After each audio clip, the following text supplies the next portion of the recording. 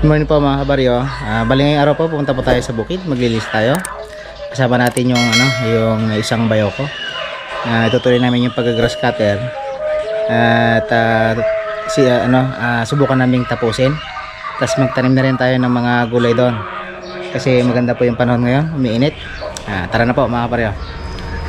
Nandito na po kami sa bukid mga kabaryo at kasalukuyan na po siyang nag-grass cutter yung bayo ko. Ayan po. Grass cutter po siya doon, sa banda doon. Lilinisan po namin yan hanggang doon yung hindi natapos noon.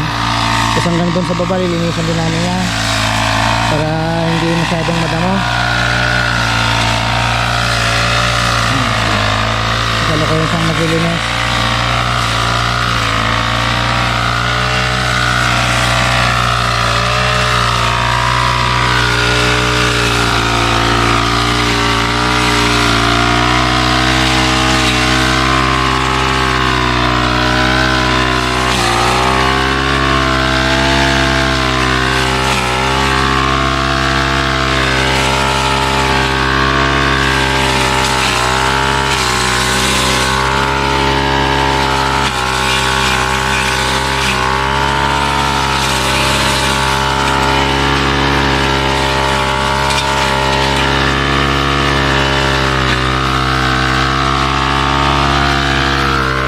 Naglilinis siya, magana naman na tayo ng tatamnan natin doon. Mag-prepare tayo ng tatamnan. Dala-dala ko po yung piko.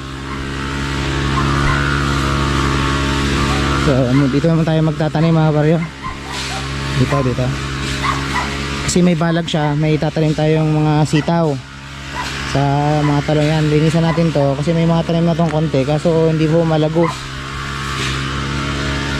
So magtatanim tayo dito mga kabaryo.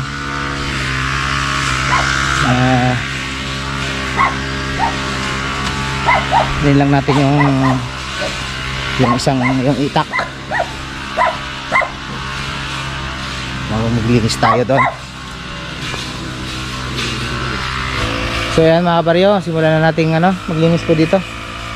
Tara na po.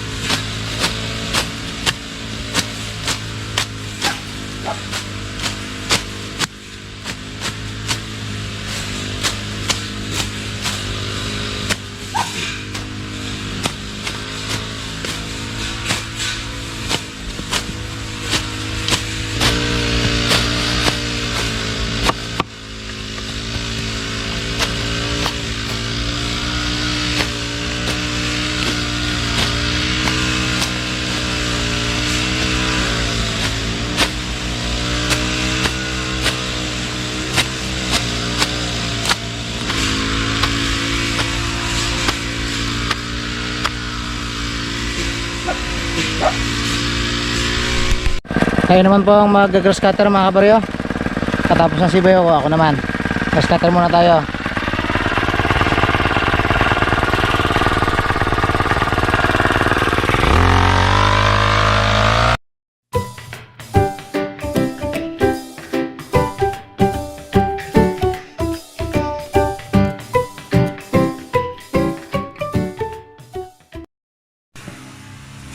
Mga kabaryo, muna tayo. Painit tayo ng tubig.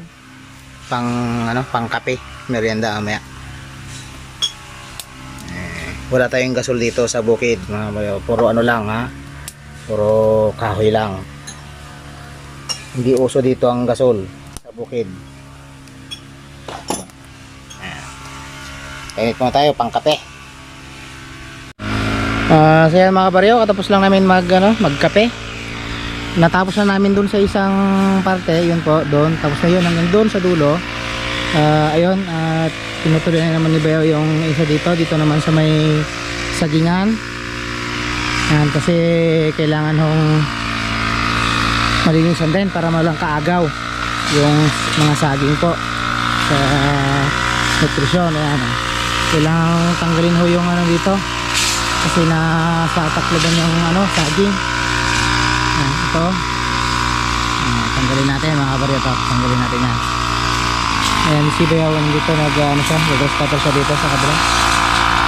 Kasi may mga tanim po dito ano, ito daw po durian daw pala ito. Ito durian. Durian daw pala to. Tapos yung iba ho, may ano daw, lansones daw eh. Ang saan daw lansones? Ito. Dito lansones to.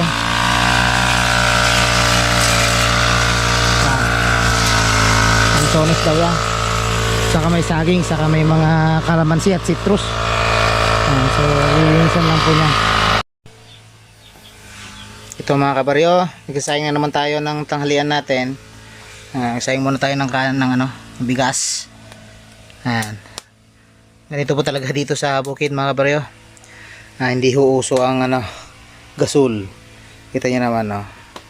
Ano lang ko dito, talagang buhay baryo. Kasi wala akong kuryente kasi ho dito. Kaya yan, ganyan lang ho ang ano namin dito. Diihip po dito, diihip. Yung bayaw ko po nandoon, nag-grass cutter pa rin. Ito mga kabaryo, yung ulam natin ngayon, bangus. Sinigang na bangus. Yan. At siyempre meron tayong ano, wumbok. At ito na, pinapaano na natin yung ano. Ayan, sibuyas, kamatis, saka luya. Ayan. Yung kanin natin, pwede na po yung kanin natin. Naluto na po yung kanin natin mga kabaryo. Di ba? So kaway-kaway po dyan sa mga marunong saing po sa kahoy. Mga marunong magluto sa kahoy. Ayan, kaway-kaway po sa inyo. Shoutout po sa inyong lahat. Sa mga ano po, buhay probinsya po talaga to. Ayan o. Kailangan mong ano yan para lumakas. May high and low din yan mga kabaryo. Diihip nga lang. Diba? Ayos! Diba? Yan ang mga buhay probinsya mga kabaryo. So ito na po mga kabaryo, yung una naming nalinisan kaninang umaga. Magmula po dito, doon hanggang doon sa dulo po. Ayan. Tapos hanggang doon sa dulo din po. Ayan, nalinisan na po yan. Okay na po yan. Nandito na po kami sa may bandang sagingan. Ayan. Nag-grass cutter pa rin yung bayaw ko.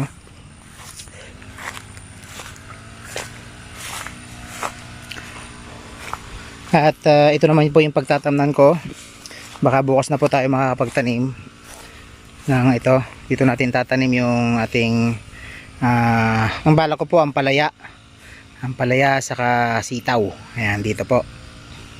Maglalagay lang tayo ng plat dito sa may dito banda sa gilid. Tapos lagyan natin sa gitna. Kasi may balag naman po siya. Gawa ng tatay ko ang balag. Tatamnan na lang po natin ng ano, ng vine, nga ampalaya saka ng sitaw. May ano siya dito, sigarilyas, kasi hindi pa po malalaki yan, sigarilyas po yung mga yan.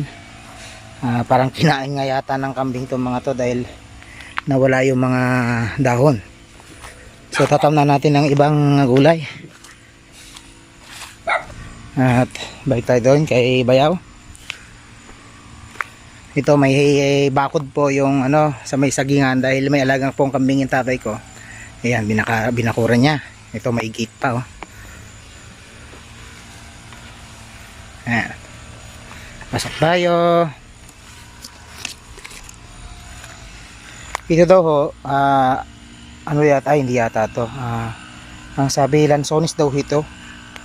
Lansones ba yan? Hindi yata. Ito pala yung lansones. Ito yung lansones mga kabaryo, sabi. Ayan. Tapos may durian po doon, sabi. Hindi ko naman kabisado kung anong ng durian. Kaya hindi ko alam. So ito, malinis na po ito hanggang doon sa dulo. So didiretso namin hanggang doon sa dulo din. Dito sa may sagingan mga kabaryo, yan. At habang nagano siya, nag-grass cutter, magpo-pruning naman po tayo ng ano, nung dahon ng saging. Kasi kailangan ma-pruningan din daw to eh. Alam ko parang ganon. Pupruningan natin, tatanggalin natin yung mga gaya nito. Ganito. So tatanggalin na po natin to dahil patay naman na. Yan. So parang ito. Yan. Itong mga to dahil naano na sila, tanggalin na natin.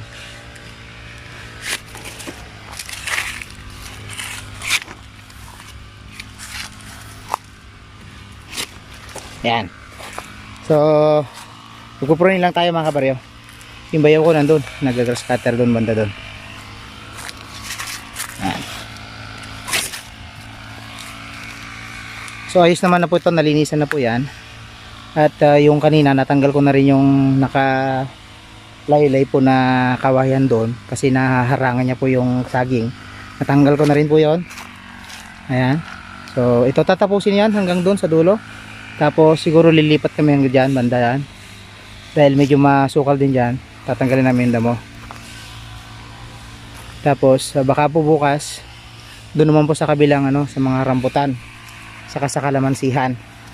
Kasi medyo tumatas na rin yung ano doon, damo. Ilang ano para walang kaagaw sa sustansya yung mga tanim.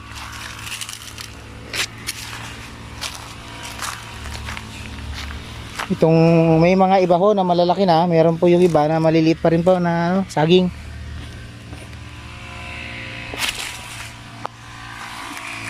Kailangan lang natin tanggalin yung mga patay ng dahon. Ayun, may mga palaka ho. Saan yung palaka?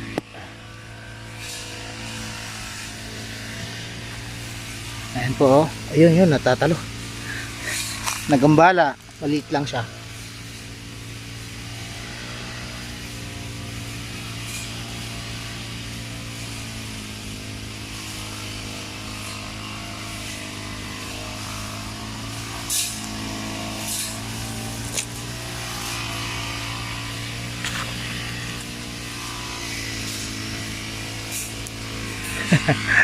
Ayan. So tanggalin muna tayo mga kabaryo, pruning muna tayo. Yun si Bayaw, nagagas cutter po doon. Ayan siya, nagagas cutter po doon sa kabila. Lapitan natin konti. Okay. Bago yan, tanggalin muna natin tong isa to dahil parang pangit na yung ano niya. Tanggalin na natin. Ayun po siya. Ayun siya, nagagas cutter po siya doon. Ayan. So mamaya po ulit mga kabaryo, ingat po kayo palagi. Ayan mga kabaryo, ano na, mag alas 5 na ng hapon. 4:55 na. Tapos na rin kami. Hindi pa rin na namin natatapos yung iba. Pero madami na kami nalinisan. Medyo okay na po. Ito yung sobrang sukal po kasi, yan o. Mahirap pong linisan dahil madami pong baging. Pero yung ito sa mga sasagingan, okay na po yan, malinis na po yan. At maging po doon sa baba, malinis na po yon. Dito na lang talaga, grabe dito, sobra dito. Kanina ho sobrang ano yan, sukal po yan, pero ngayon na yan, lumiwanag na po. May madami kasi yung baging, mahirap po tanggalin yung baging mga kabaryo. Tapos may mga puno-puno rin, mga punong hindi naman mapapakinabangan, parang kumbaga ay punong ano lang, punong damo gano'n. Pero okay na po, lumilinaw na. Nakakapagod pero ayos lang. At uwi na rin kami kasi gabi na, gumagabi na oh, maano na po.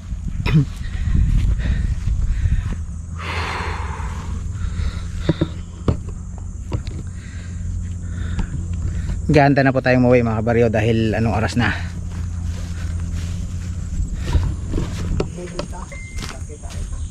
Bago tayo mauwi mga kabaryo, inom muna tayo dito sa poso. Ano po, ganito po sa probinsya, wala pong ano dito sa bukid.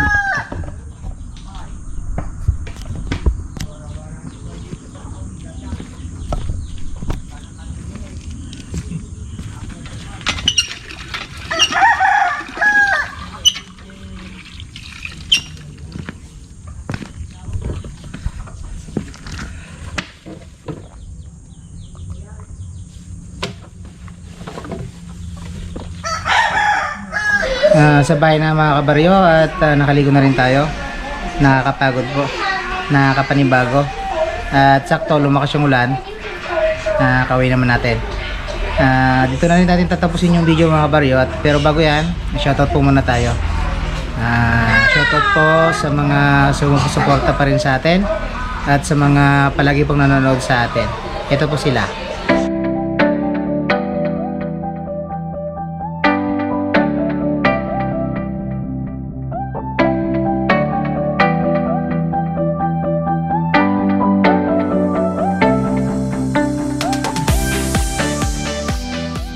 So ayan mga kabaryo, shoutout po sa inyong lahat at sa mga hindi ko po nabanggit, sa susunod na lang po, isa-shoutout ko po kayo. At maraming salamat sa palagi po ninyong pagsuporta sa akin. Hanggang dito na lamang po yung ating video. Maraming salamat po sa panonood. Ingat po kayo palagi. God bless and bye-bye.